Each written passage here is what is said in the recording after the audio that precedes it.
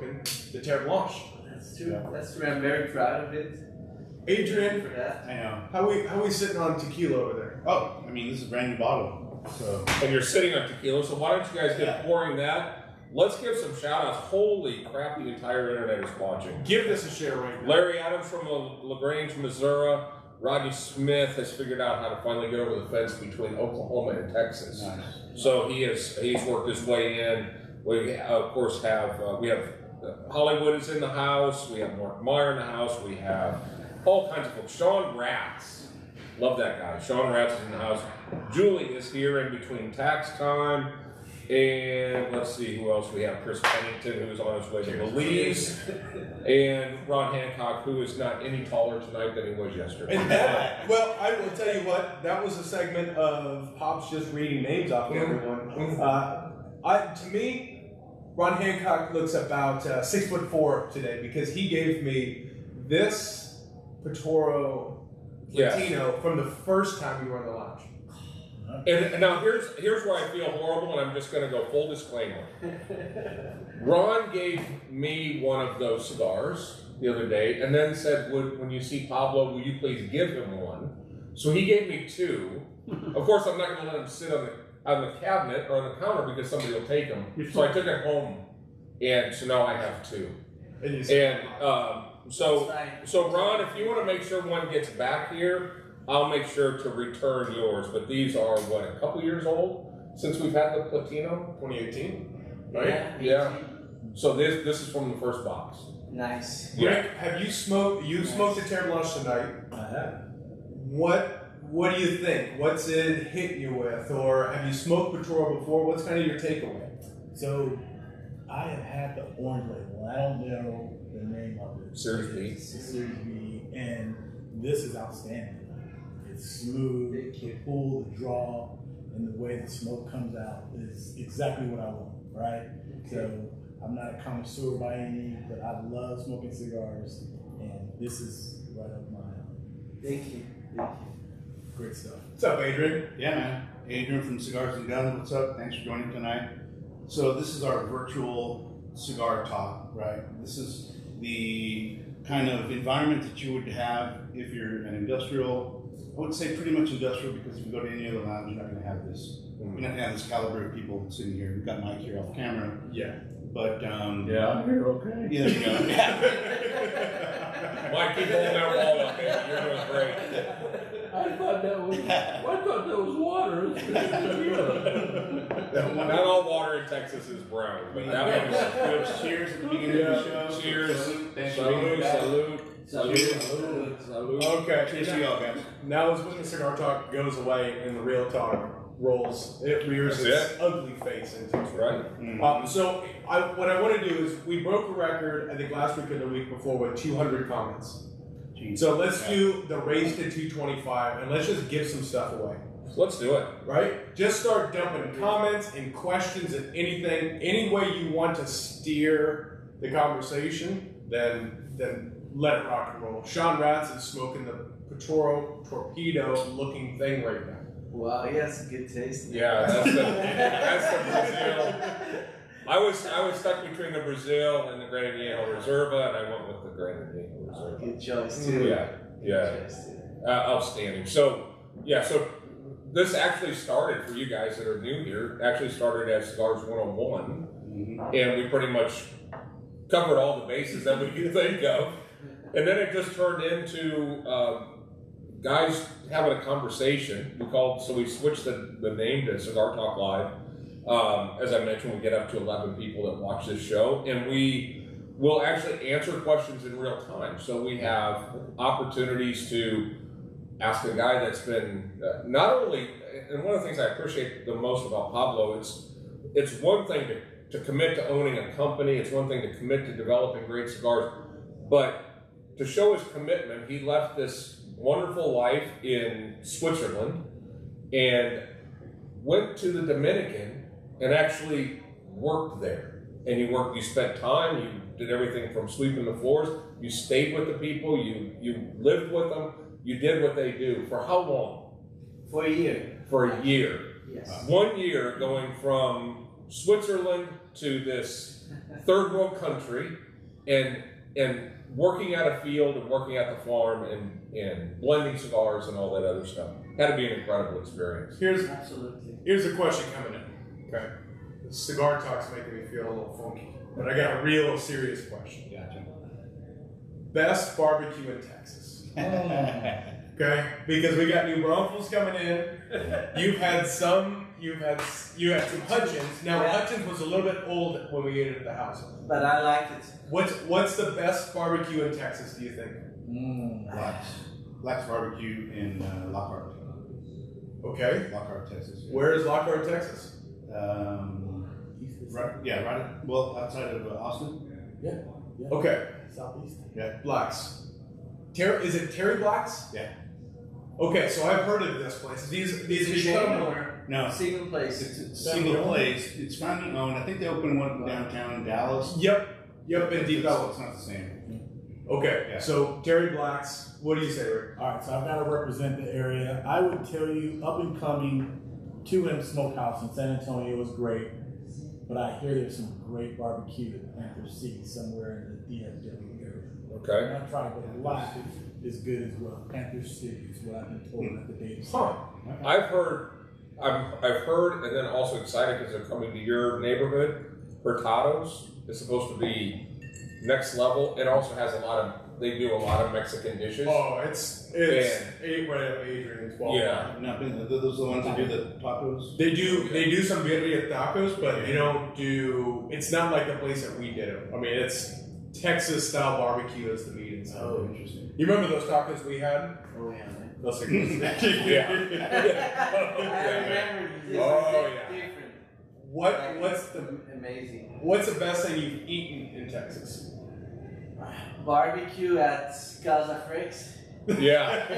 Well, AKA Hutchins. AKA Hutchins Barbecue and Cadillac Barbecue are two of my favorites here. Cadillac. That was the first. That was the first time. Yeah. That was the first Texas barbecue you had. Yeah. With the beef rib. Yeah. That was like. It was amazing. He ordered like a tourist. I Tell him what you ordered. Do you remember? ordered one from everything. Burnt ends? Some burnt ends? Burnt ends, Yeah. pork ribs, beef ribs. Yes. The beef ribs are this big. Dinosaur ribs. Yeah. Baby backs. Baby backs, there were some baby backs, there were, real babies that were in there. Chris is checking in, and I will attest to this. Chris Coulter's checking in. 1050 barbecue is really good over on 75.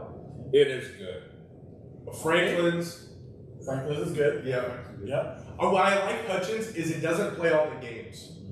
You know, where it's, you can just get it any time. Yeah. I mean, there's a line at the door, but I went to pick it up at 8 o'clock the other night, and they still had barbecue. Yeah. It wasn't this get it at 11, Yeah. sold out by 2. Just make enough fucking barbecue, and we don't have to worry about Yeah, it. keep it simple. Yeah. So Mark Myers coming in saying Happy 308 Day. I'm thinking that has something to do with guns and not Mark. Yeah. cigars. Oh yeah. 308. All right. Good. Rick, are you into guns as well? Like Adrian? Because you worked together at USAA? Yes, we did.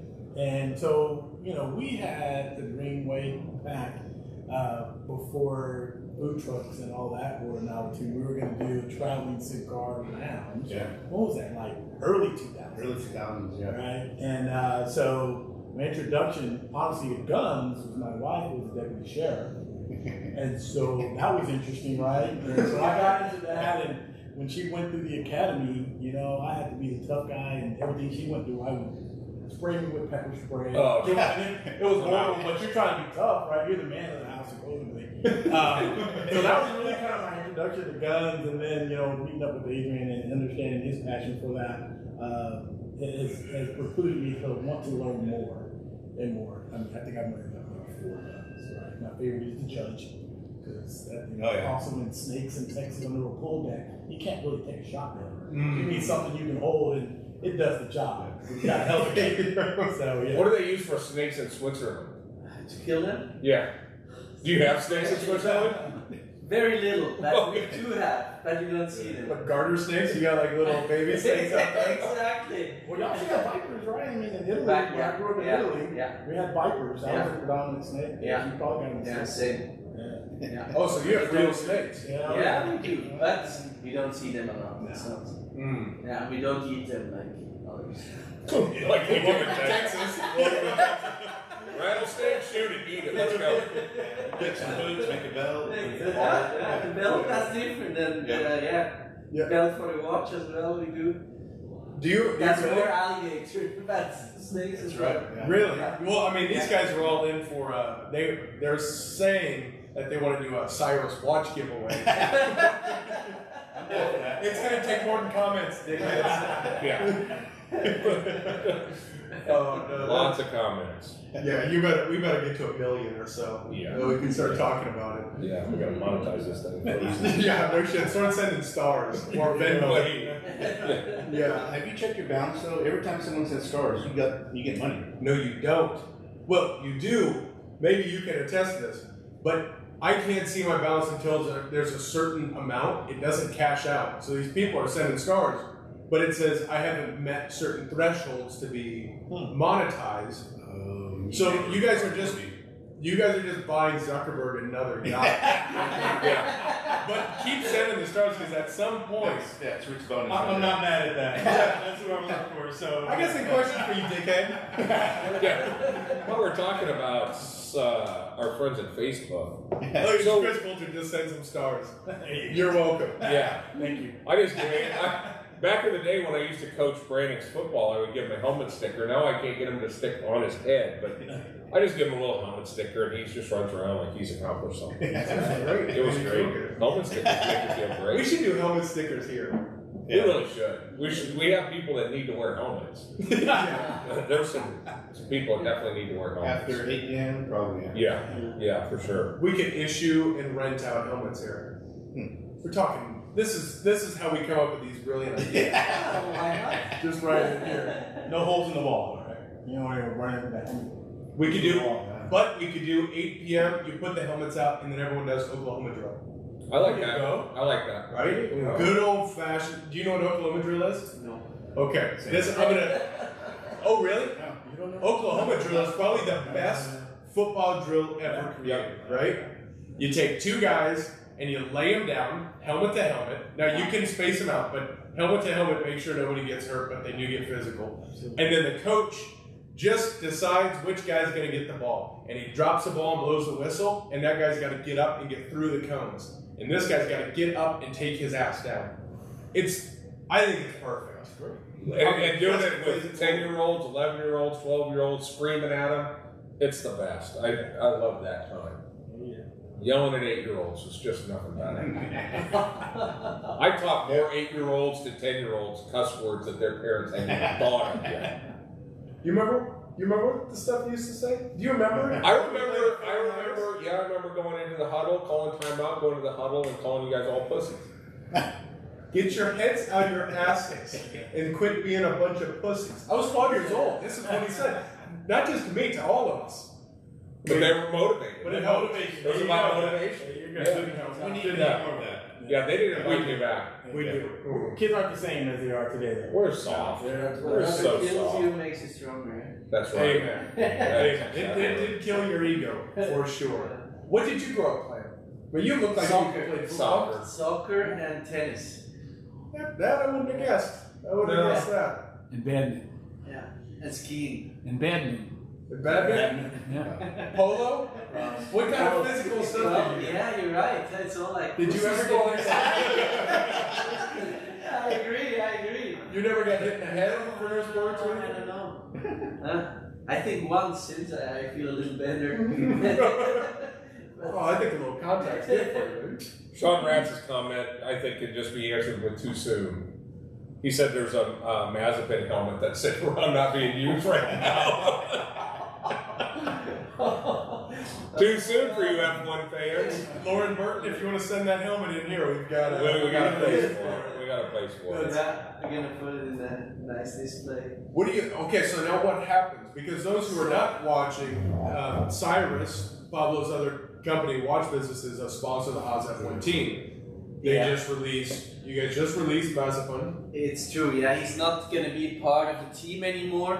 For Bahrain test drive, it's gonna be Pietro Fittipaldi. Is he going to get the seat? So the test drive, we don't know what's going to happen in the future, but behind test drive is going to be Pietro. And then let's see if there's will be another driver or Pietro. I think there's something magic about a Fittipaldi Schumacher team. Yeah, it is. Those are two dynasty names. Yeah.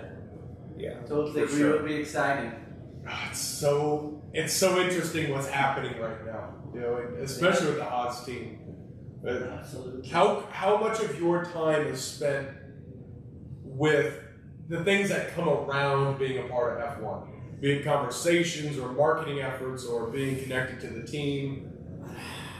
I would say it's a little bit every day.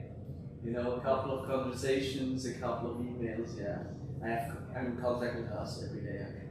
Wow. Even if it's for a little bit, but it's daily. Well, Gunther, if you're watching too, yep, cheers course. to you. Of course, what else is he going to be doing? He's going to be watching the show. Yeah. Gene Haas probably catches like usually 15, 20 minutes of it. Yeah, he just Nice. he Yeah. just did for the autographs. Yeah. So, should we get into any of the questions? I think that would keep us from talking. Yes, I think you're right. So, gentlemen, we have a series of 3 questions that are asked every week of every guest that is brought in here, whether they wanted to come in here or not. And we've had guests that have not wanted to be here. One of them is our own beautiful Nicole. Brandon did what we like to call around here dick move and had her sit down to just, I just want to see if the camera's in focus and go. And she was, if we would have told her that she was coming in to do this show, she would have just started crying. Because she just doesn't, she's not camera, she doesn't want to be in front of camera. Yeah. Well, Brandon just said, sit down, go. So we had her on. It was great. But we asked everybody the same. You hear the beep of the bus? Yes. Notice he didn't let. Oh no, He was trying to get her to smoke a cigar. Yeah. Oh no, I was trying to. The peer pressure to get her to smoke was incredible. Adrian, why don't you ask the question? So we have a series of 3 questions, and we're going to ask. We'll ask you first, Rick. All right. So these 3, this will give you time to think about it. Yeah. You know, because You nervous? he's from a foreign country, so you never know if he understands it right out of the gate. He's nervous. Okay. Yes, I'm getting Question number 1: does Sasquatch exist? Sasquatch exists. Absolutely. Boom. You coming in like you had a sighting. Well, I've lived in a few places. And one of the places growing up overseas, my parents were military, we visited London, the first Boy Scout camp. And it rains every day over there. So between seeing big footprints when you're out doing that and trying to find the Loch Ness Monster, shit stuck in my head. So You feel that friendship falling apart right now. He doesn't. He's not until he shoots it. He's not buying it. He wants a man on his wall. So. What do you think? What's the question? Look how cool he looks. Just even. I don't know what they call it in Switzerland. Yeah, that's why. Yeti. Yeti. Yes, I believe in Yeti. There you go. Right there. That's 2 I didn't think were coming in. Yeah. Yeti, And, yes. he's still in the ice, deep down there. Oh, he thinks And he's he's an not ice sure. Oh, so global warming's gonna bring him back. Yeah, one day. Yeah. It's like Encino Man. He's gonna come walking right through old Switzerland, just waving at everybody, just wanting something to eat. The Yeti exists. Yeti exists. That's a double pointer. I didn't see that one With coming. Adrian, he's now the minority. So if this was a democratic, scientific discussion, He's out. I'd be out. you're What back yourself. So what we have against us, though, we have 2. These are like foreign, Oh, no. right? It's outside of the U.S. Oh, That's wow! I thought we were going to say the F word here. Good point. No. Which is we've never had before. Everyone was like, well, I live in Oklahoma, Texas, whatever. Sasquatch either yes or it doesn't exist. But that's an interesting point coming from outside the United States. Not only that, not hillbillies. Right. Right? I thought Sasquatch was just more of kind of a country folk type of thing. Yeah. You grew up in Italy. You're in Switzerland. This is an international thing. Right? Yeah. Oh It yeah. really is. Yeah. He saw footmarks. That's right. I mean, he's in big tech. You'd think they would censor this type of conversation. We've been kicked off already. Let's see it right now. That light's not usually red. What's going on here? Hold on, Zuckerberg. We're not to the other question yet. Yeah. The next one's going to get rougher. You think so? No. No, I think it's okay. So we're just blowing through the questions right now. But here comes question number 2. And we're also interested in all 14 of you folks that are out there. Let us know where you're at on the whole Bigfoot, Sasquatch, Yeti thing. Like 1 to 10. Yeah, give us a 1 to 10. 10, he's probably on your porch right now. 1, you're Adrian, right? What? No, hold it. Adrian, where do you sit? Where are you sitting? Scale of 1 to 10. I don't believe him. He's at 0. You're a 1? He's coming in hard 0. Oh, you're a 0. 0 until I see it. That's a 1. And none of this, okay, so we have a member here, Mark McClurkin. He's a actual Sasquatch hunter, right? Yep. And he's 100% will tell you they exist. He has some land in Oklahoma where he says they throw rocks at you and they grunt and do all these noises and stuff. I'm not looking for a rock thrown at me or a grunt, right? Because that could be, again, like I've said, his buddies throwing rocks and shit. I have to see it for myself to believe it. Trader's with you. Trader's a 1 or a 0. Trader's a 1 or a 0. He's way down. He's digital on that whole thing. That is. You know what? It's interesting. Where are you at on the? We haven't done the 1 to 10. Where are you at? 1 to 10, I'm an 8. Oh, you're that deep? Yeah. Well, he's got. He watches too much TV. Well, he's got Mark, right? And then I would trust the Mark whole watermelon. to watch my kids when they're growing up, and I trust him. So if he says that he heard the thing on the other side of the tree, I believe him. Hang on. What about this whole watching the kids thing? I would let him watch the kids. Yeah. Mind you, our babysitter that we had dropped Nathan on his head. And He made bounced it back. so she fed me full grapes, so when I threw up, there were full grapes coming out. Okay, so You both made it. yeah. And you're Okay. tougher for it. Where am I at? I'm sitting about I go like a 5.5. There you go. Well, that's I want to believe That's more, just- But you need But to see logic- it as well. I'm still more on the side of there's something out there we haven't discovered that's probably big. I just don't know if it's that. Well, I'm not sure. This is a guy that went on a diving trip and was with a guy that discovers species that had never been found underwater every time he goes out. So what's the chances that that this can happen? In all fairness, they were already species. It's just these scientists. Look at these things. This actually, if I showed you a photo of this, and you said, and I asked you, does this exist? That's an alien. This is actually more, I think, less believable than Bigfoot. That, you see that right there? That thing, type in nudie break. Okay. That, he found a whole bunch of. And to that point, I think you're right. He found a whole bunch of these species. The little sea animals. Yeah, so if you showed somebody a picture and go, that's in the ocean, how many people are going to believe it? If they've never seen, Adrian's never seen one. Adrian, did you type in nudie breaks? Is that what he's looking at? Yeah. You think that exists? No. I mean, do they glow like that? Is that like the normal color? It's unbelievable. Yeah. They're only about this big. They're like little sea worms. Yeah. No, that actually exists. Look who's in. Henry, our tour guide who drew estates the time we went down there in 2015. You were kidding me. What's up, Henry? How are you? What's up, Henry? Say hi to him in his foreign. What's No, up? that's you. Oh, good day, mate. How are you, buddy? All right, so let me make sure That's you're my still fluent Spanish. Pablo, slide over here a little bit. Okay, so question number 2. Ghosts exist or not? What do they call ghosts in Switzerland? Geist. Geist. So Ooh, very yeah, close. That sounds cool. Very close. Geist sounds cooler. Yeah. Poltergeist. What does poltergeist mean? Shit. I thought we were close. I thought we were close. What's polter mean? Polter evening is normally the evening that you do before a wedding.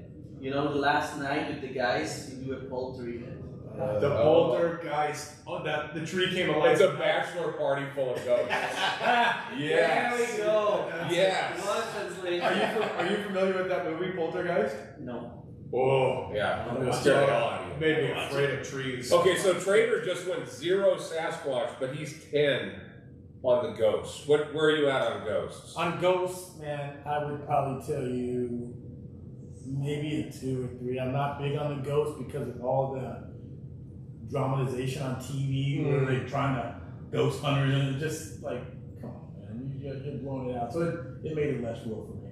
So Less unless real. I'm ghosts, yeah. So now we've had people that have said ghosts, no, haven't seen it. Spirits, believe in spirits. Yeah.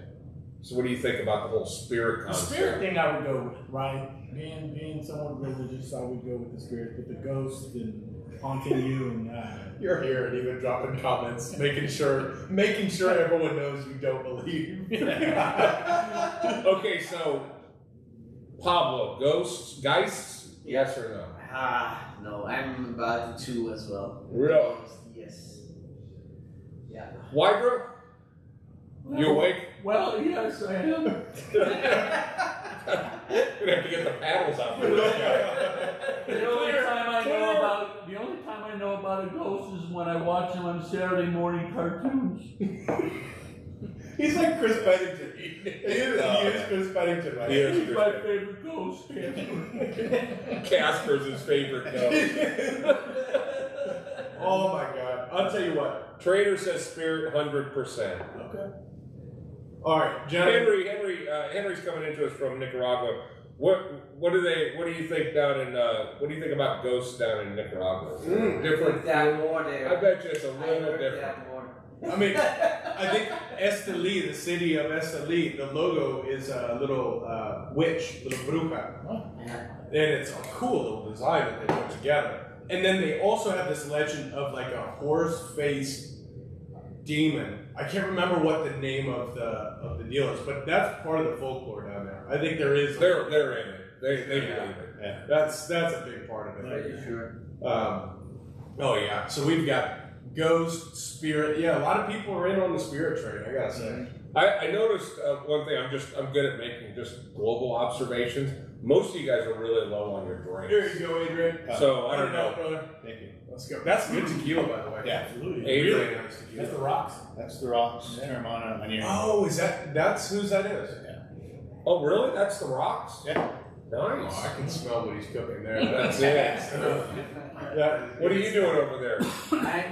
I'm still working on my He's got first 2 one. glasses over there. Okay, so I'm Give me a pretty good shake sure here. Let's this will test if your company has any sort of filters out there. But Trader wanted to just chime in on this whole horse-faced demon thing, and he said that's Nancy.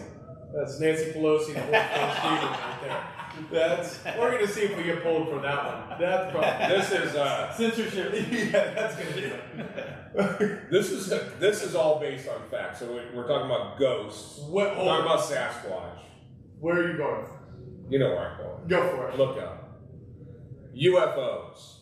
Rick. UFOs. Uh-oh. Wow. See, they live in the mountains in Switzerland. So Matterhorn's like their base. That's where they get their service done. Rick, where you at? On UFOs. Oh man. That's a tough discussion. We're still gonna be friends. Why is that a tough discussion? I kind of believe in UFOs, man. There's some stuff that goes on in the skies that's just unexplainable, and that might be after a few adult beverages and a few cigars that makes me want to believe in Did you experience that yourself? I've seen them, you know. I mean, dude, I was a Boy Scout, and we looked up and said, Hey, I want to know what Boy Scout group this guy was in. Hey, They're standing in one guy's putting plaster in the Bigfoot thing. The other guy's going, did you see that? I wouldn't have to say mushrooms, man. I can attest to a few things, you know. It might have been some of the Chernobyl radiation getting to me while I was over there. Who knows? But to believe we're the only ones that exist in this universe is, you know, a little daunting. Got to be someone else out there. So aliens, not necessarily UFOs, or UFOs and aliens. aliens. Well, it's got to be both, right? You're saying they're here. Yeah, they're 1-in-1 ratio. They're together. Ooh. I don't know. Ooh, that sounds like he's kind of in that 7-8 Oh, there's territory. aliens here, 100%. Yeah, my wife is an alien. That's just because she's got a green card. Yeah, those are the aliens you believe in. I mean, you lived in El Paso. That's for Christ's right. sake. Yeah, I see them every day. Yeah, you see them every day. aliens. They're not even off the ground. Sighting, another sighting. Yep. Where do you guys stand? Where do you stand? Listen, I've never seen a UFO. That's my problem. But why not? And I hope they will take me to Mars one day because I want to go to Mars. Nice. Yeah. The chicks are fine on Mars. Yeah, I heard too, man. We go together, right? It's a whole new market for him watching. Yeah, exactly. He's gonna get off the spaceship and go, do you guys tell time? Because look at this time sheet. But you know what? We have a Cyrus Mars. Oh, yes. Total Recall. We have a watch with the planet Mars in it, and it turns at the same speed as Mars in the universe. Really? It's the first Martian complication done by Cyrus. It's true. Is that the first Martian complication period? Ever. Huh. And You don't need it, but it's cool. the next year, for sure, get to watch. Okay,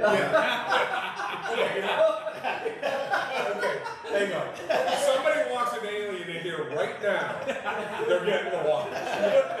I love Pablo, but I will kick his ass and give you his watch. What does a Martian complication kind of cost for somebody just interested in tracking the phases of And a complication is because you guys made the watch so damn complicated, right? That you had to solve the problem. And the problem was somebody said, we should have a watch that has the orbit of Mars. And you guys thought that was a good idea. What does that cost to whip that up? The thing was, we did the first 3D moon phase, okay? It's a little ball, 6 millimeters diameter. We engraved the moon phase by hand. I think 85% of the surface is known. So we engraved that. And after that, we needed to do a new edition. So we said we wanted to put the new planet in it. What, you just colored the moon red? No, the ball is a little bit bigger, as Mars is a little bit bigger. We painted it that reddish color. And there is a picture from taken by NASA from the Mars phase, and we painted that Mars phase on that little planet that is in the watch. And you know the name is Cyrus, and Cyrus the Great always said he wants to conquer Mars one day. And that we took that story from the history, and that's why we took it. So there is a link with Cyrus the Great and Mars. And the planet is not the same size as See, I was going to go for the Mars watch, but I think I'm going to hold out for Saturn. Because I think that would be cool. The rainbow and stuff. I like that. I like that. I know Rats is probably looking on the Cyrus site to buy that Mars watch. What's that cost somebody? We are at about 110,000. So that's we're not talking pesos, folks. Oh, trader, I need that watch. If you wouldn't have gotten stage 4 cancer, all of the amount of money that your insurance has now paid these doctors, you could have just told me the watch. Mars. The watch could have just cured the whole damn thing. Yeah, 100%. So we'll just back. Do you have any watches that back time up yet? No, not yet, but that would be fun. That's the next Did you idea. see the way he looked at that? He looked like he's trying to figure it out. Yeah, that would be nice. Yeah. That would be nice. Yeah, Rats needs a few more Ferraris to work on, he says. Yeah, well, hopefully you'll be busy tomorrow working on one. Here's where we currently sit. We currently sit at 67 comments. Let's Bump this. Let's go. Let's ask go. questions. You have a wealth of information. Do you actually want to tell anybody where you work today? Sure. Yeah, I mean, I work for Meta, previously known as Facebook. Yeah. We have a large facility in Fort Worth that houses all the pictures that the grandmas love seeing of their grandchildren and all those, and support all the apps and working on some super sweet things with Metaverse, right? That's the new hot thing with Oculus, and checking that out and broadcasting NBA games, which is pretty cool, right? You can't pay that $100,000 ticket to be on the floor, but you can put on Oculus and, be like you're there on the court side. So it's pretty cool, right? So I love doing that and supporting that company. Love that it's huge, but we still act like a startup, right? So ideas come from everywhere. It's a bottoms-up organization, and we really believe in, trying to stretch what we can do. We believe we're only 1% to where we want to go. So it's a great thing to try to attain to go like that. Yeah, with all the negative things that could come of the brand meta and of the way it is, I think if we look at this, the amount of good that has come from the creation of Facebook is pretty substantial. Pretty damn awesome, right? I mean, the platform itself is to bring community together, right? So the unfortunate challenge, or the thing you got to think of, and you probably know this being businessmen, is we create the platform, but how people make use of that can be the challenge, right? We don't mean for it to be out there for negative publicity or anything like that. We want to connect folks that have challenges getting internet, right? You look at WhatsApp, we're communicating probably 4 billion messages a day, and these are folks that don't have regular internet, but they have a mobile phone. So they can talk to family members they don't get to see and talk to all the time. We're doing a lot, with the stuff that's going on over there with the brewers. So super awesome what tech can do for you. You got to be careful with the platform. It is unfortunate. I just heard today that one of the things that's happening with social media is you're able to watch this whole thing that's happening in Ukraine in real time, but some of the stuff that's being posted is not even from Ukraine or a war that's happening right now. Oh, really? Yeah. Oh, yeah. So they're posting up content that's old content from another area of the world and selling it as today's You're news. kidding me. Yeah. No, that's crazy. Some people are posting game footage, video game footage, saying this place just got bombed or whatever. But there's people out there that recognize what game that is and call them out. But I mean, people are doing that stuff. I mean, if you believe it, Yeah, wow. The instant gratification of doing things like that is what drives me nuts, right? Because we're trying to do the right thing, but hey, at the end of the day, people out there try to either make a dollar or create fame for themselves. So Yeah, in that culture that's been created. I don't know how deep Facebook, social media, right here, right now, in our country and our culture, it is one of the most dangerous tools or weapons in our country, which I think gets outside of the realm. What do you guys deal with in Switzerland? I think the same as here. Absolutely, you have the same possibilities. And I'm amazed what you can do today. Like you said, I did a semester of an MBA in Switzerland last year during COVID, and one class was Oculus actually. yeah, So we all had Oculus. We were at home, and we were having the MBA course in virtually. Yeah. So we were one day in LA looking at the sea. The other day we were in the mountains in a little chalet. And this was my first experience, let's say, with Metaverse. Yes. Maybe, and it was an amazing experience. It is, man. It is. I believe in that a lot. Yeah. This is the next. Love the sport. Could I just ask? I'm going to ask you a question as an owner of a cigar lounge. We have an owner of a cigar company, and Facebook wants to bring community together. But why do they make decisions on what the community wants to talk about? Now we're obviously talking about cigars, but I can't.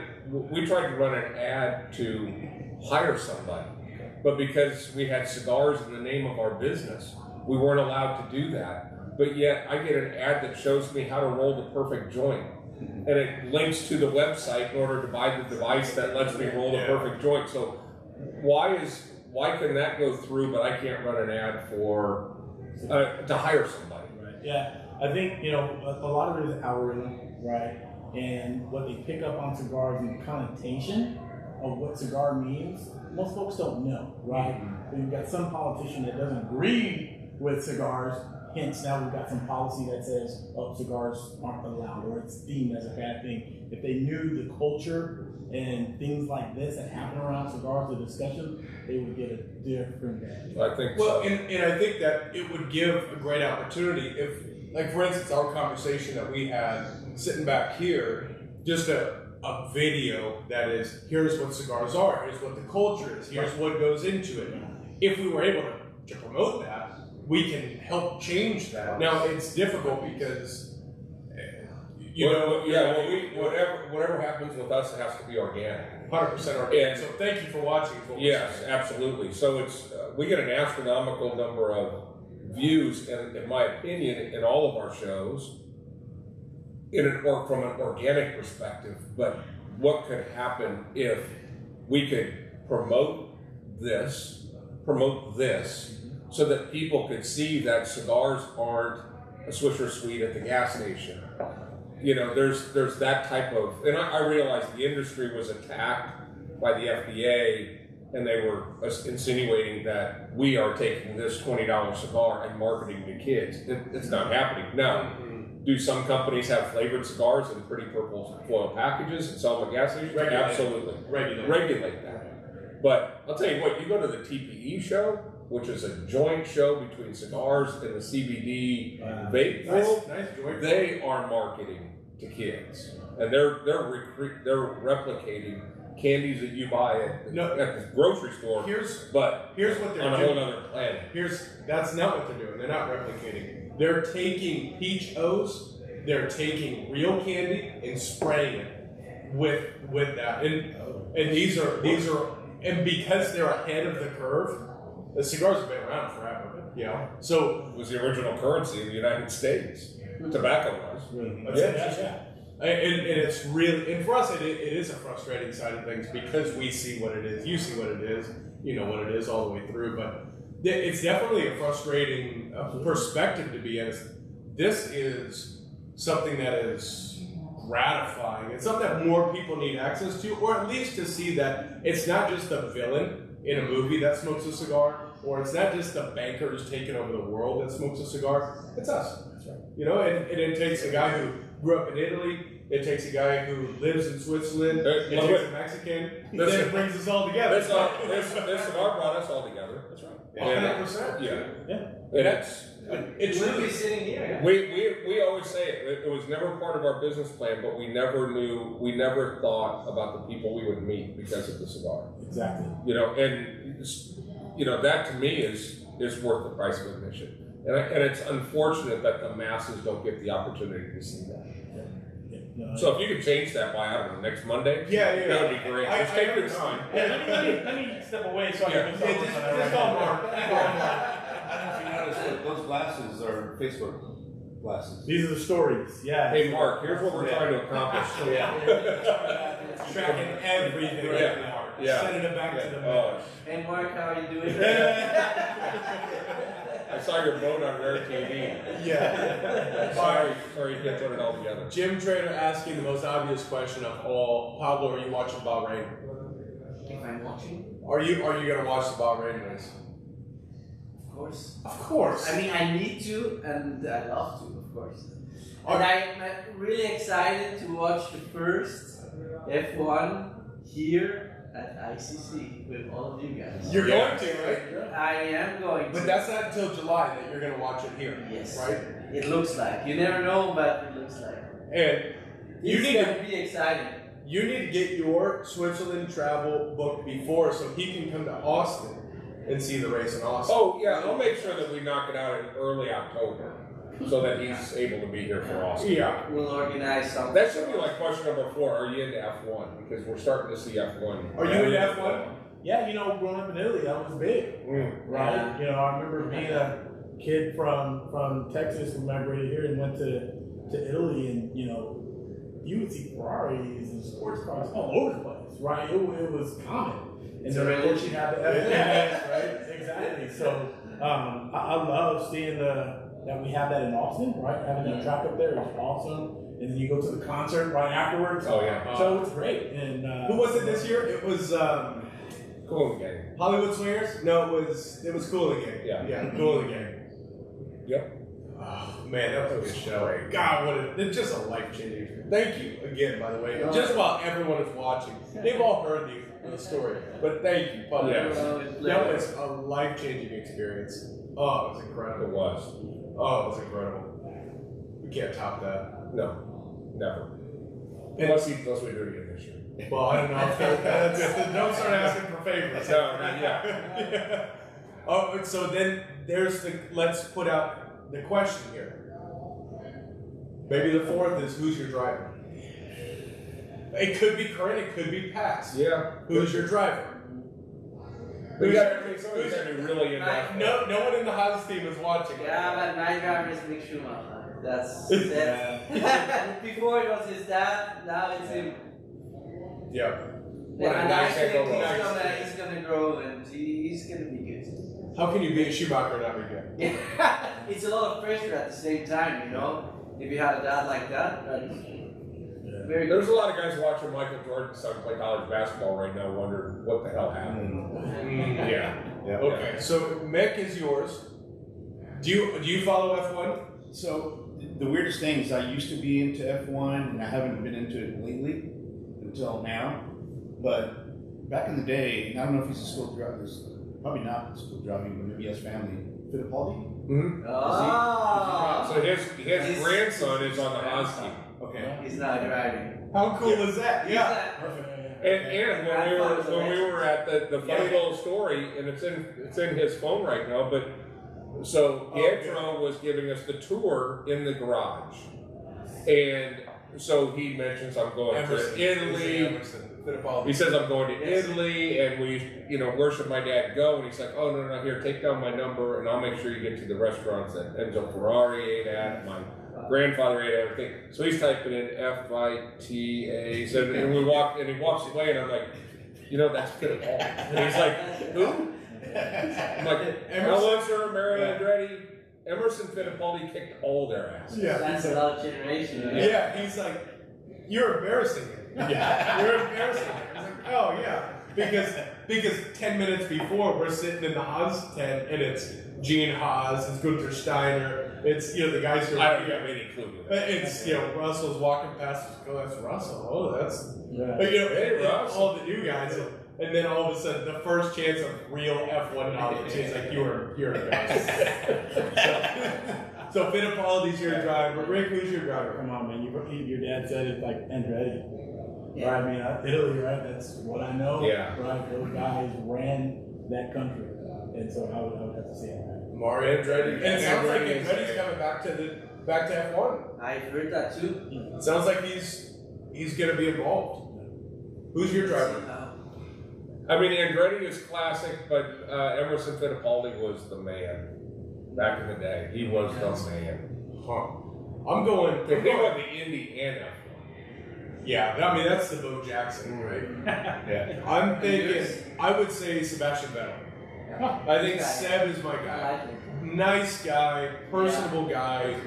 He sticks around at the end of the Grand Prix to clean up trash. I mean, he rides when all the other drivers come in their Ferraris and Alphas and everything. He rides the bike in. That's a guy. He's a great ambassador. He's kind of like Ricardo to me. Just a guy you'd like to have a cigar and a beer with. Yeah. But even more so with Seb, I think he is. And as a matter of fact, the first race we went to was in Austin, when Seb secured his 4th title. Right, that's right. So, and there were still V8s at that time, but he was racing for Red Bull. Oh, and it was, so that was the first race we saw. So did you beat him? No. When we went with the last one, it was a different world. Yeah. I mean, we had a really, really neat experience, but it wasn't like this. Yeah. Where I got to bump into George Russell and be standing out there talking with Ale, and then all of a sudden Gunther Steiner comes around and I hang up on him. that didn't rear its head. No. But this year was a different situation. Big cigar smoker, by the way, as well. No, we know I that. don't want to point him out, but he loves cigars. I need to send him more cigars. I'll send him more this week. Oh. He is, if we're talking non-drivers, if we're just talking F1 people, Gunther Steiner is the man to me. Gunther is to me more entertaining than any driver. I totally agree. He's always 4 seconds away from having a heart attack.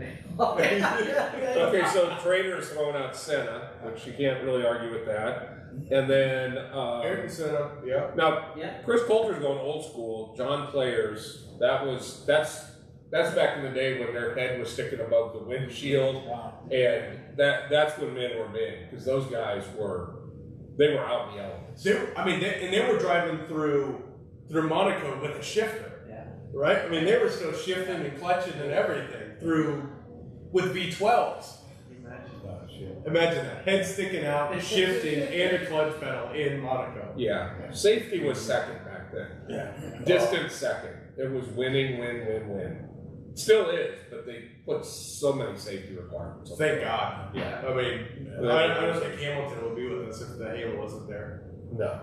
I mean, after this year, that's some wild stuff. And even Haas had that with Grosjean. Yeah. Oh yeah. Oh, what do we got?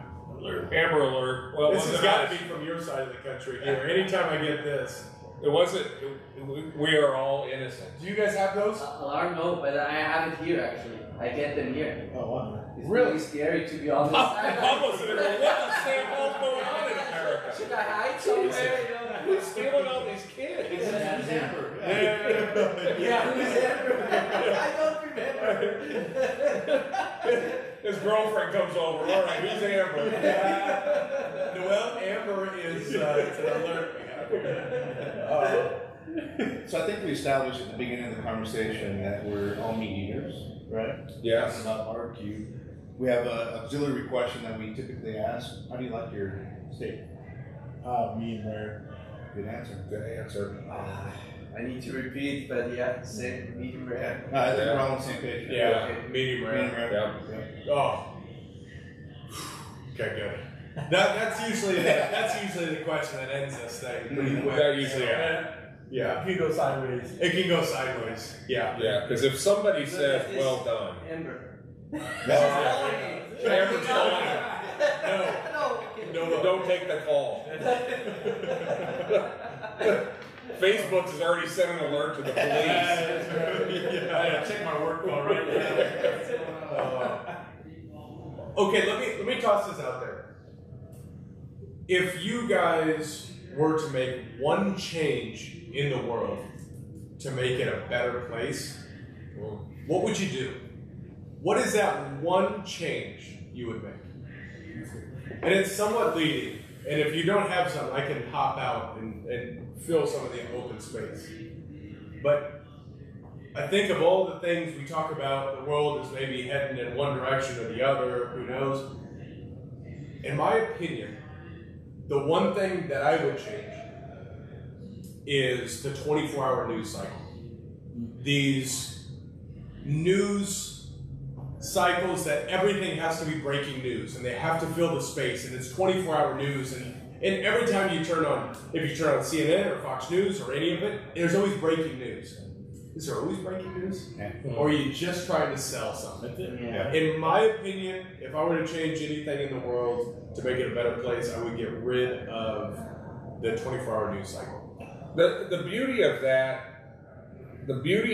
and I consciously, January 1st, one of my New Year's resolutions was not to pay attention to the news. So right now, I couldn't tell you who's doing what, where, when, and why. I know there's a war going on, but I used to get wrapped up in it, and it would get me all twisted. It's why we had a no politics, no religion rule here, an unwritten rule that we don't talk about politics or religion because you're not changing anybody's mind. But I just stopped watching it.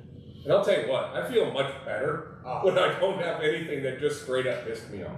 I understand, and that what I would like to see was a station with positive news, only positive news. Yeah. That'd be great. Because the news are always like, It's a Debbie Downer. yes. Yeah. There was positive news. rest in peace, Rush. But Rush Limbaugh used to do a show every year, and the only calls that he would take were from entrepreneurs that started with nothing and got to wherever they're at, and would just let them tell their story. And you would just sit and listen. You would hang on every word, because I think we're numb to bad news. It's all bad, so I'm not even going to listen. But man, I love hearing a story that's positive, because it does. It drives you. It drives you to want to try to do. If you want good news, Jim from The Office, what's his name? John Krasinski? Yeah. He has this show he just calls it the GNN, the Good News Network. And he comes together and it's 10, 12, 15 minutes. But he's curated it, he's cut it, he brings people on, he brings kids on. And it's just 12 minutes that if you watch it, you just go, you know what, world's all right. Yeah. You know, and it's all fluff pieces, but it doesn't matter. Because I think I think the beauty of the cigar is it allows us to just go, what's right and wrong in your world? Let's make it right. And this is just a good reminder of. I graduated from the School of Journalism, and they taught us if it bleeds, it leads. Right? So that's ingrained into journalism. Yeah. And to change that and put that up on its head, to me, is just a cool thing. So if you want 10 minutes to make yourself feel better, check out GMN. It's really good. I'll take a look at it. What would you guys change if you were to change one thing about the world that would make it a better place? You know, I would tell you, we went through an exercise over the holidays.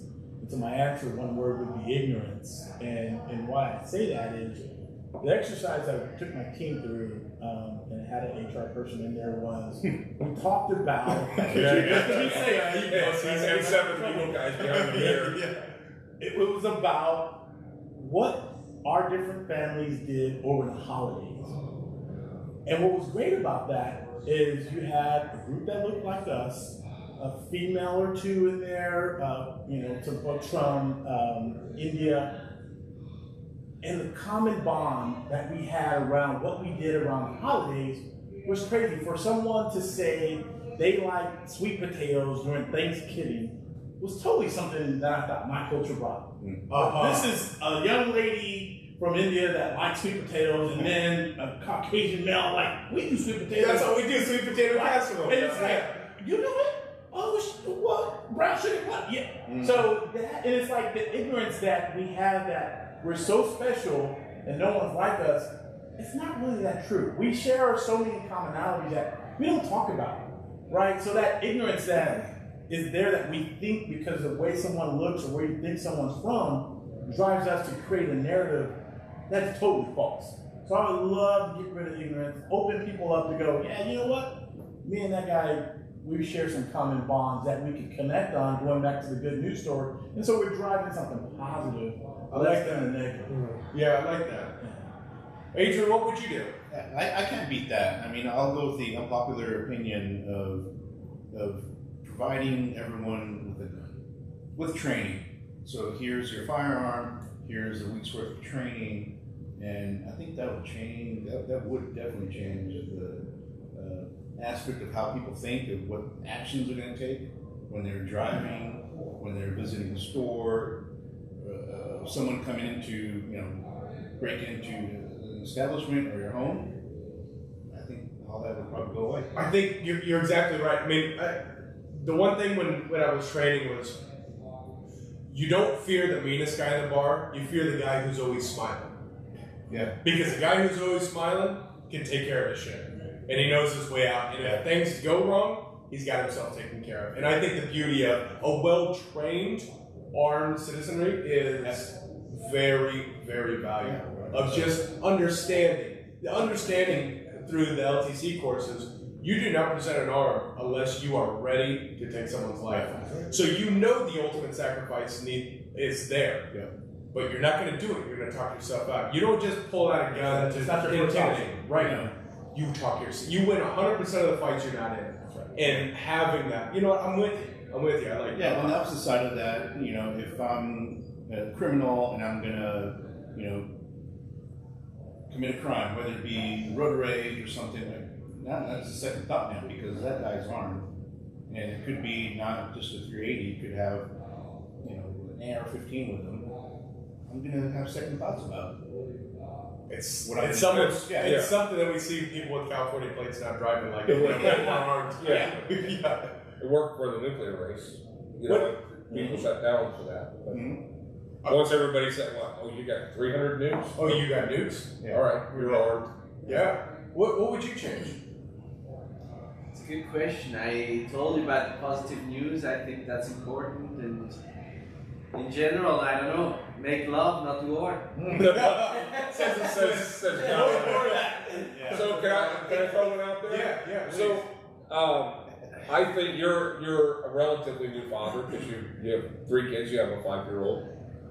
I think that, and I don't know what the form is. I'm just pulling this out of my ass, but I would, whether it's like a networking type event, but I think that fathers raising their kids is critical. I think too many mothers raise their kids and they do a great job, but in some cases they're the only ones.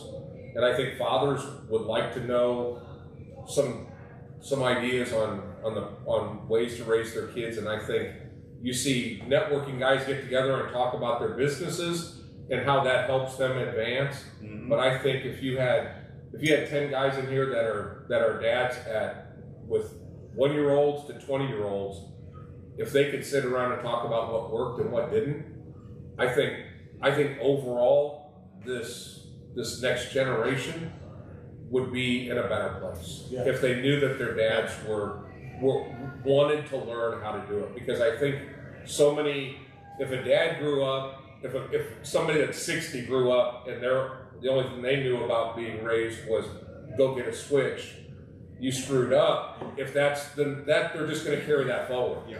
But are there ways to be a dad? I think being a dad's the most important job in the world, and I think that there's a lot of dads out there that maybe don't have the skill set, or they're going off of what they were taught before, whether that was right, wrong, or indifferent. I'll add to that and throw in a belt or a chancla and a couple pussies. Mm-hmm. Yeah. Oh, I mean, you got a call in your kid a pussy. Yeah. No, that's okay. In the huddle with 10 other kids. Yeah. But I think you're exactly right. I mean, I think now with that said, I think this next generation, I have a ton of hope for. Because I think there is a generation of where it's slacked and there's this obvious disrespect.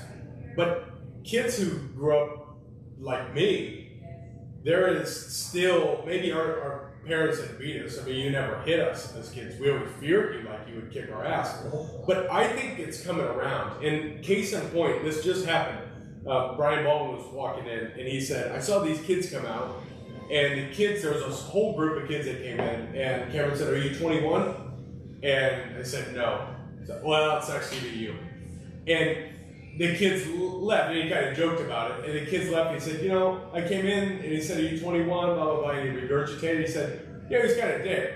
But, yeah, it's pretty funny. He's a pretty cool guy, though. And so I think there is that element of respect coming through. I think there was maybe a short span of people who were maybe weak parents and didn't know how to deal with new technology who came in. And I think people who grew up in my generation understand the advantages and disadvantages of technology and will usher in a respectful, I think a respectful but not abusive, I think, generation of parents. Leadership, right? I think about it, and maybe because that's my role. There's this thing that people are scared to lead because they're scared about what someone might think of them.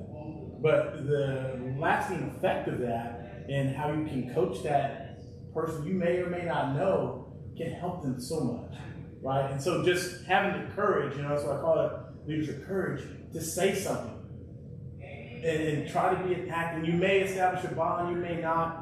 But those kids, they're smarter than we are. Like the kids that are here today have more access to information, and the technology is a huge part of that. So it's all at their hands, and they just need someone to guide them, right? So, when I look at today's leaders or the up-and-coming leaders, it's like, God damn, you end up, what's the lesser evil? Yeah. Right? None of them are really good, but I don't pick the lesser evil because I think there's a lack of leadership. And I think we could use some more of that. So that old school, hey, you're a pussy. So what do you call me a pussy? I'm going to prove you wrong and prove you not. We're missing that. At least in my experience, we're missing that. And one thing that I think I'm most excited about for our generation is, for our generation, everyone's sitting at the table, we have to tackle this issue of race. All right? We have to accept it, we have to understand it, and we have to move forward past it. But for my child's generation, for Alessia and Elias who are in school, they don't know any different. And the conversation that we have is not, let's look at the race. No. Everyone's the same. Everyone's the same. It doesn't matter. It's just a matter of where they're from. This means nothing. This means everything. Mm-hmm. And I think where we're going, I'm excited for a time when we don't have to pinpoint, where we have to have 2 women and 4 black guys and a Mexican, and I look forward to a time when it's just, okay, for my kids, maybe not in my lifetime, but maybe for my kids or grandkids, no one cares. You know, I think that's the beauty of cigars. No one cares. We're not in a multicultural environment, but ultimately, that brings me back to why we smoke cigars. There you go. I could give a shit what you look like. And I think everyone is in the same boat. So talk to Mark and have him make it cool for us. What are you seeing across the pond? What's the culture like in Switzerland? What are some of the things that you guys are doing right, maybe that we're doing wrong? What are some things that we can learn from? Aside from getting into every war we can. We got enough time for that? Or? It's a good question. I have to think about this. You know, I think we have to take the good from each other and see what you guys are doing good and what we are, and what I'm inspired by the US is like how you guys are business minded. I think we lack that a little bit. We have different things, you know, family, culture, and so on. But what I like here, you're a young country, but very successful in a very short period. That comes that you're business minded, you know, and straight to the goal. And that's something I take from this country. And that's what I like when I travel here, when I do business here, it's that business mindset. What's your least favorite thing about the States? Fast food. You have no fast food. You guys have no fast food? Yeah. That's valid. Well, shit, they don't eat lunch till like 6 o'clock at night. So I mean, they're in no hurry. Dinner lasts 4 hours, starts at 10 o'clock. They're in no hurry. You think that you're gonna say No. on that? But No, I know just in just spending time with Ali's family and when we're in Mexico, it's like we're going out to dinner at 10. Yeah. I mean, I'm toes up at 10 o'clock, but no, that's when it starts, and nobody's in a hurry to leave. No. That's something I wish we would bring more of. I think the food culture is different. Absolutely. It is true. It's much more important for us than for you, I think, and it's an event. If you eat, it's an event. You stay, you talk, and here it's okay too, but it's like a necessity. You eat, check, you leave. Yeah. And that's different, I would say. We make all food fast. Whether it's a big dinner or it's drive-through, it's always fast. Well, it's a business mindset, right? In the restaurant business, it's turns. How many tables can you turn? You're exactly right, and it's something you're gonna fall in love with when you go over there. It's just this, like the raclette, right? You sit with. You guys know? Have you tried a raclette? It's something that you share. It's this basic. You have these little cheese trays that sit underneath there, and then on top you have a griddle top, and it takes for fucking ever, right? But you're sitting there and you're conversating, and everyone's kind of checking their cheese together, and everyone's how's the sausage doing, and it's all on bread that our bread lasts 6 weeks here, right? Their bread lasts 6 hours. So someone went and got the bread, and it's this whole experience that takes hours and hours to go through. You drink some red wine.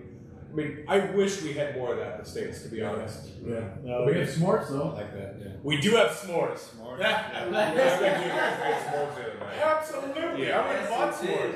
Our bread might last six weeks, but I'm telling you. No, we don't. If you come to the house, it's s'mores. So I called Pablo. I had 2 questions. One, is there anything we can do for when you're here? And the second was, you come to the house so we can make s'mores. And all I heard in the background was Viagra. S'mores. S'mores. That answers that question, yeah. She was like that. Yeah. But to me, it's very similar, right? We're just sitting, breaking bread, smoking cigars. Yeah, your place is pretty similar. It's like at home. It's Really? Yeah. Oh, thank you for saying that. That's I mean, you always have a home there.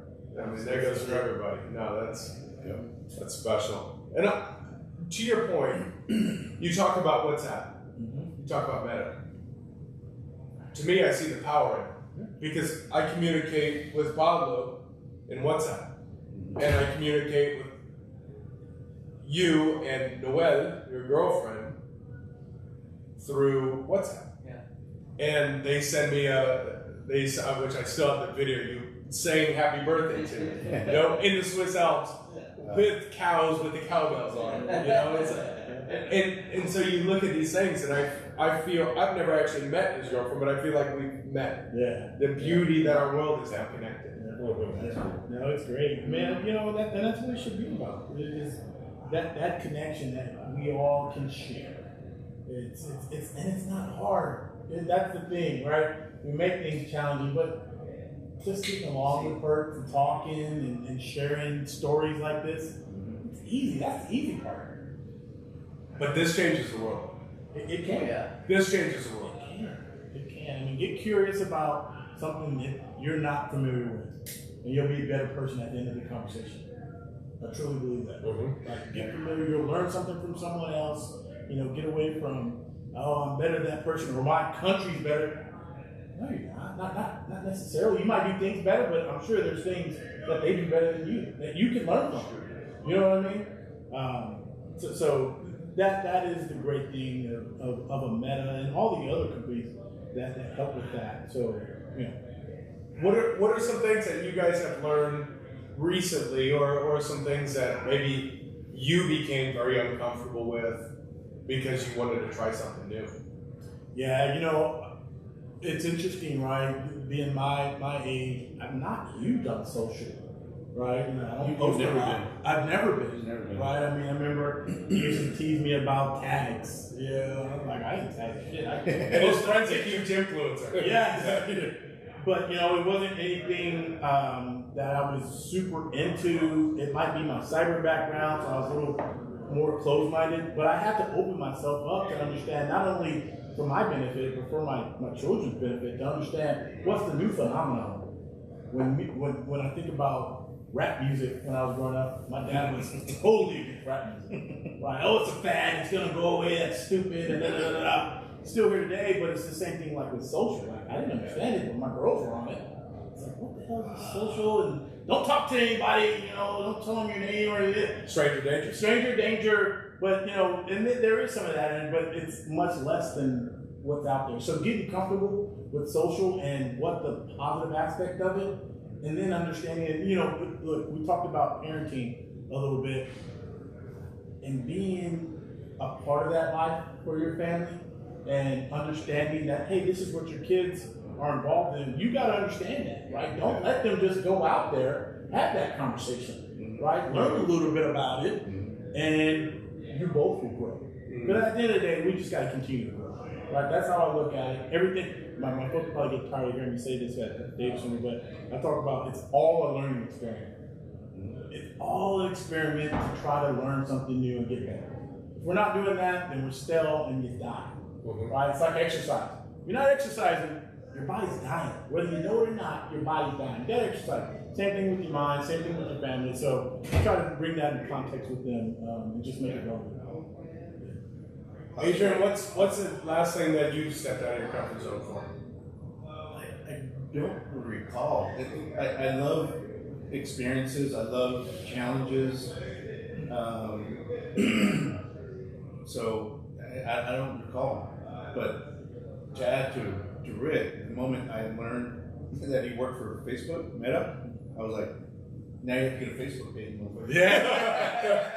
And now you can see what it's all about, the social stuff. And so you understand the way it is. Absolutely. Yeah. Pops, I'm curious about you.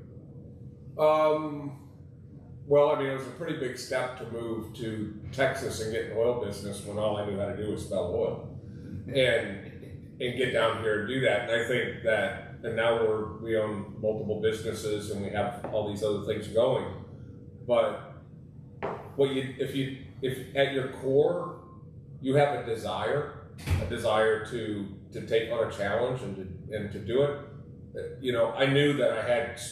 You take what you learn over all these years on the path that you take, and then you apply that to wherever you're at. But as long as you're committed to getting the rest of the way there, that 10,000 hours, that effort that you have to put into it to become fluent at that task, and then you do something else. I mean, I got to a point where I became fluent in the oil business. I'm still in that business, but you get to that point, and then we backed up and said, let's take on the challenge of being a cigar retailer. Right. And then let's, as we've seen even with just stories that have been written on us, now add the family dynamic to a business. We had to learn how to be in business as a family, still be professionals, but still be respectful of family. So I think all of those are challenges, but in every step I've taken, I've had the desire. And I think that's the one thing that I think I'd like to see more people have is the desire to take on a challenge and just see it through. You may not be successful, but goddamn, try. I get frustrated. I don't do lazy well, and I think that if I see people that are just waiting for things to come to them, it's just never going to happen. It just doesn't. As much as you want to think, it's not. Set your ego aside and go out and take something on. Be prepared to lose. Because there's a lot of character that comes out of losing. Yeah. What's that? What do you think, Pablo? What's the last challenge that you've been? Totally agree. I mean, I learn every day. You went to the Dominican. Yeah. And here's a guy that's a surgeon in Brazil, goes up to Switzerland, and then goes and lives in the DR. I think follow your dream and have your goals and stick on it and learn how to lose and continue. Learn every day, because if you stop learning, you're dead. I think that's important. And the second thing, go with the time. Otherwise the time goes with you. So it's important to be ahead of things. What about you? I learned my last challenge was about a week ago, and that was still open wound. Huh? Well, no, I mean it was brilliant.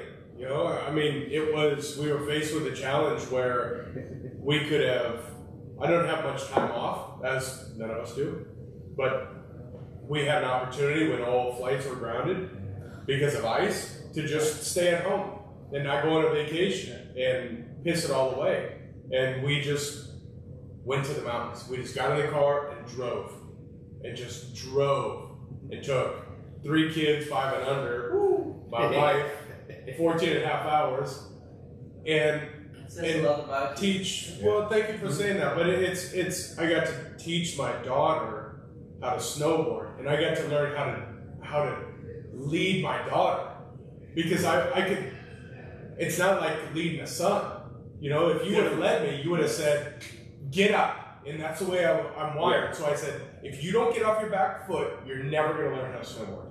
And that was the end of that session. And I realized, okay, let's do it different. Okay, let's try it this way. Okay, here's what we're going to do. We're going to put it in the spotlight. And I'm going to ask the guy who's on the lift right there, check this out. And she lit up. So I learned how to be a better dad.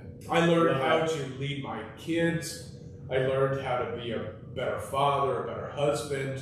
But none of that would have happened if you didn't have the desire to get there. 100%. You were faced. It would have been real easy just to go. Let's be iced in like everybody else. Well, it comes down to the point of: do you want to be a Nebraskan and settle for bullshit and be okay with it and get fat and wait to die, or do you want to get out of there and be the person you want to be? And I surrounded myself with the right people.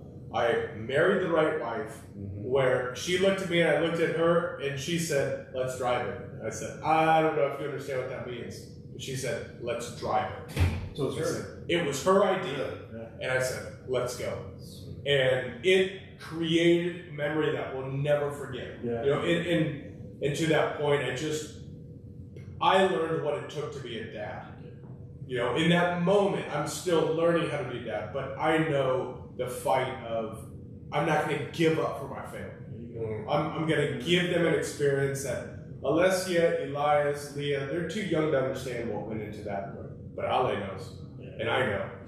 And when we had the opportunity where I could drop them off on a flight so they could get home in 2 hours, and I drove the rest of the 14 hours by myself, I knew what that meant. And there was solace driving through the north of New Mexico, just going, this is what a good dad does. I sent Brandon a text and said, maybe you ought to think about throwing them on a plane and driving back by yourself. And it was your idea. There was no response to the text. And then he said, I'm throwing him on a plane, I'm coming back. And I told my wife that, and she's going, he doesn't want to drive back by himself. I go, I'm a dad. Yeah. I can tell you, Yeah. 12 hours of just staring out the front windshield sometimes is the best thing you can have. But ultimately, at the end of the day, the biggest learning is if you surround yourself with the right people, they'll put you in the right situation to be the right person. And Ale said, let's drive. And Pops, 3 hours before the flight, said, what if you flew him home? And it's just like this business. I don't come up with the ideas. I just facilitate them. There you go. And you just do it. You just take an idea this big and make it bigger than we are. But you have to execute, right? And with that, ultimately, it was your idea to fly him home.